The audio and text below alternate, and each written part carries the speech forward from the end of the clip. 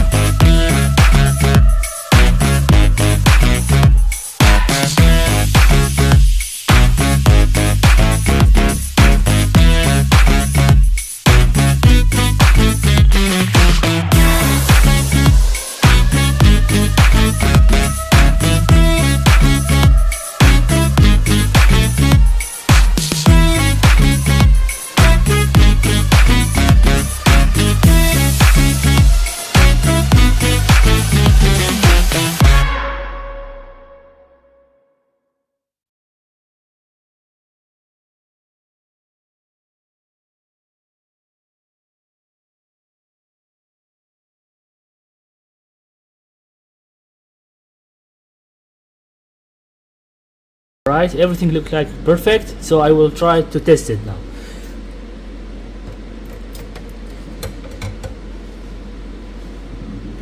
Power on, and the fan is working. So I will return all the parts back, but before I return the part I make a deep clean. After that I will send it back to the customer. Thank you for watching. If you have any question, please let me know.